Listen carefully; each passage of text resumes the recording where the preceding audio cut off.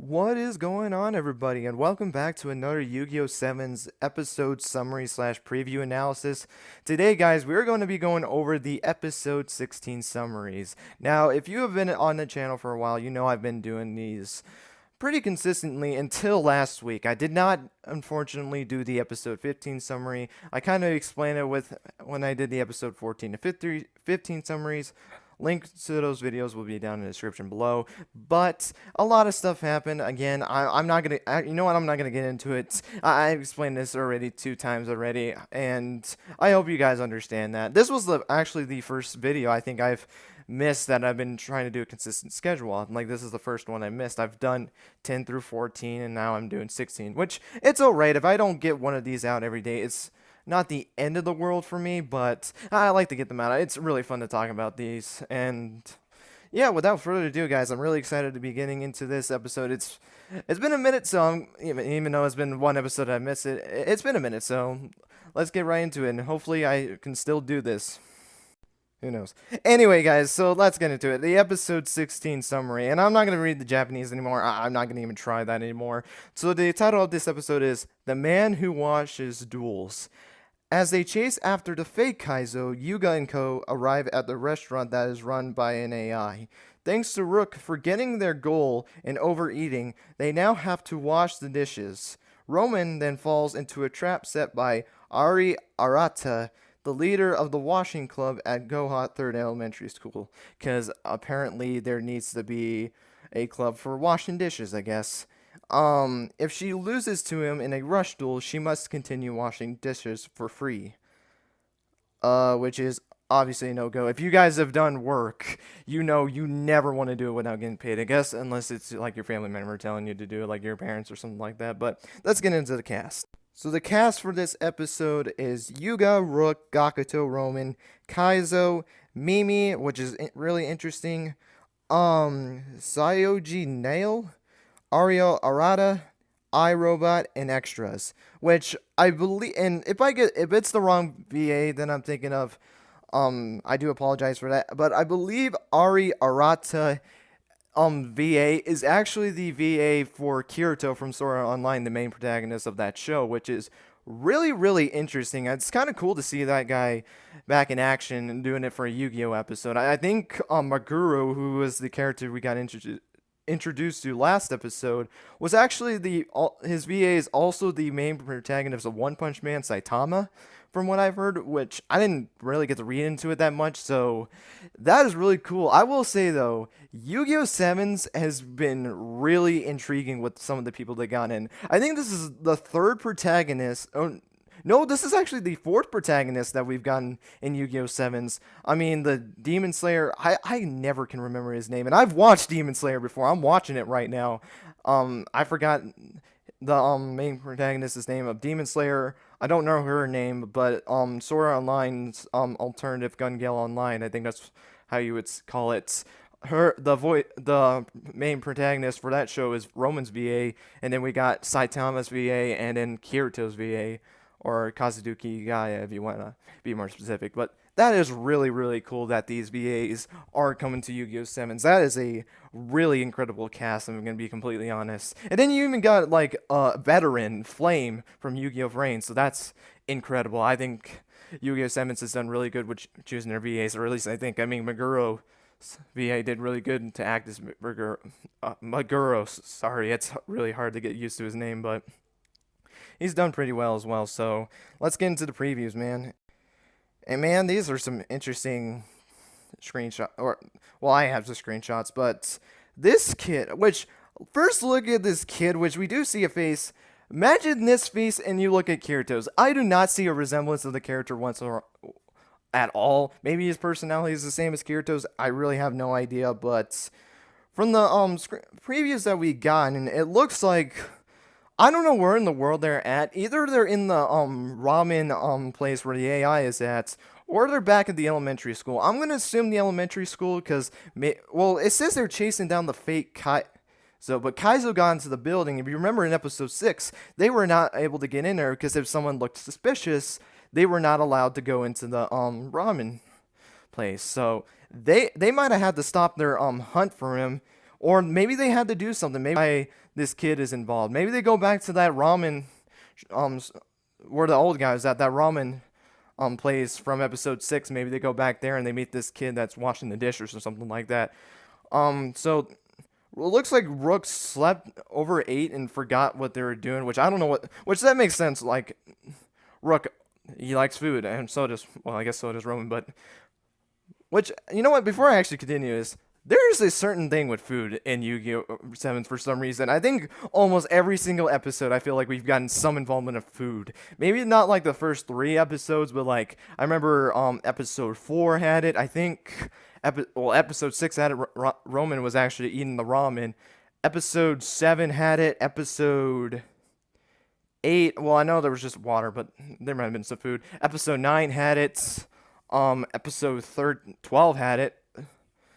Majorly, it did. Well, episode 14 had it majorly. So they've been having a lot of food things with Yu-Gi-Oh! So that's very interesting. But Rook overeats, and probably what happens is they get in trouble, and that's why they're washing dishes.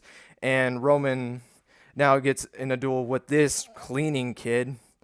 And that's what basically I feel like the whole episode is. I'm more interested to see what Kaizo's role in this, because from the last episode, it looked like Kaizo died, so I don't know if Kaizo gets revived or something like that, or like Kaizo is able to come back into his body before they get into the into the ramen shop or something like that. That might happen. I don't think we see him in the preview shots. I could be wrong about it, but there really is not much. We see Rook smiling weirdly for some reason. We see one of the monsters. It looks like this like sergeant, like a cleaning sergeant or something like that, so that's kind of cool.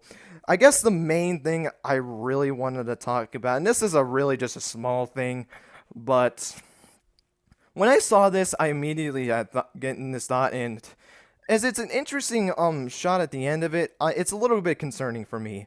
The very last shot that we get of this preview is Roman screaming in anger or something like that, and then their red aura just emanates from her. And the reason why I'm concerned about it is, if you remember back in episode 12, she had this whole phase where she got into this, people were calling it this hangry mode state, almost like a awakening, which, by the way, I guess I could say this now. I feel like I kind of was a little bit wrong. I felt like, yeah, it was still part of brainwashing, but I also think that the whole mode she had in episode 12 was also a bit of Zark's berserk mode, or what was known as the awakening.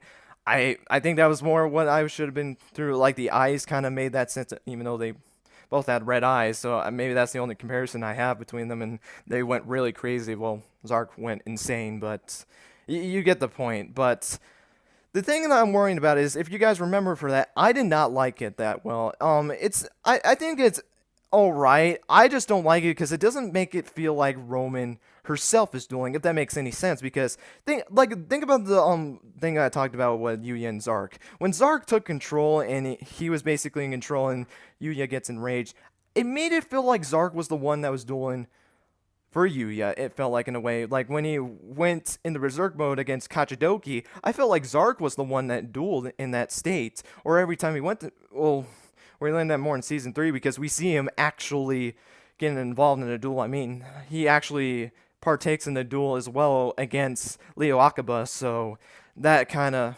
thing happened. And I feel like, in that sense, Roman was that way, but again, I say it as a parody because I felt like it was more Roman's stomach that was doing the thing. So, the thing that I'm worried about is, you gotta remember, in the summary it said Rook overate and forgot their mission.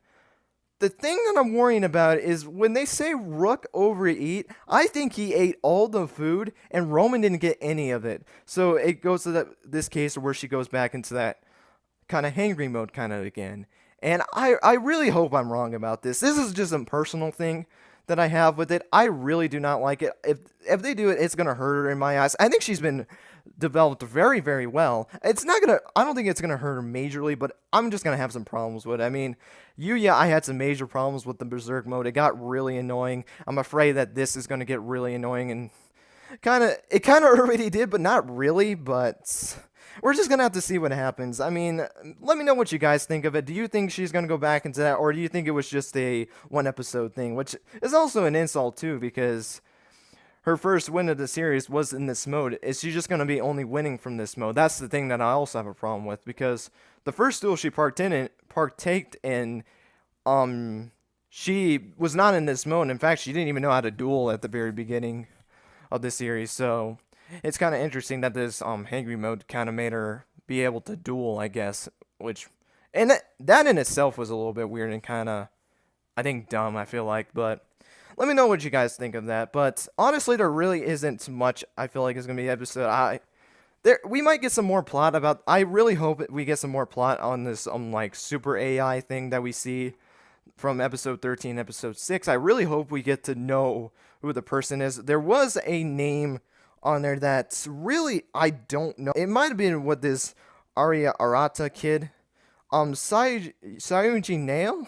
Oh, that might even be the cleaning kid. I don't think they ever said his name, but actually, I think Ariel Arata might be the guy in the Super AI, or at least one of these two. I think is going to be a part of that, but we're gonna have to see. I say Sionji, I think is what his name is. Might be that because Mimi Adachi is also in this episode. That might be one of the members of Top of Hexagon too. I don't think we've ever met this character before, and it looks like this kid is all by himself. So we're just gonna have to see what happens. And if he did appear in the episode, please let me know.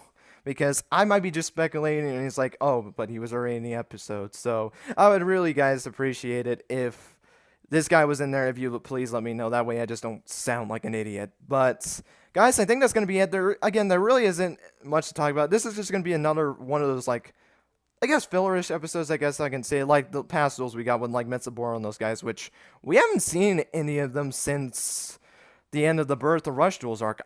Honestly, I don't think we're ever going to see those guys again. I don't think we're going to see Bakuro again. I don't think we're going to see Metsuboro again. I think it's just they're going to now. I feel like with every arc they're going to, and this is just an early prediction I have, probably every arc they're going to focus on like new like one-shot characters in a sense. Like we already got introduced to those characters, even though like Gakuto's crew was still in there, which I think they're gonna stay in the series. I really do think that. But like Maguru and this Ariel guy or Arya guy is probably going to be sticking around for the rest of this arc and then kind of be like the others, but who knows? But that is going to be it, guys, for this episode summary / preview analysis review video, whatever. I'm just going to say this summary review. I think that's just going to be a lot easier. But yeah, guys, thank you guys so much for watching this video. I hope you guys enjoyed. And again, let me know in the comments below, what do you think the whole situation with Roman's going to be? I would really like to know. What do you think? I want to hear some of you guys' early predictions of what we're going to see in the next 2 to 3 episodes, I would say. I really do think we're going to be really hyping up once those episodes get by. They're just trying to get us back into dueling after episode 14. So it's going to be a really interesting. I'm really excited for where this plot really goes, even though I don't think it's going to be in this episode, but we might get some hints. Who knows? But again, thank you guys so much for watching. And until next time, guys, take care and have yourselves a great rest of your day. Bye, guys.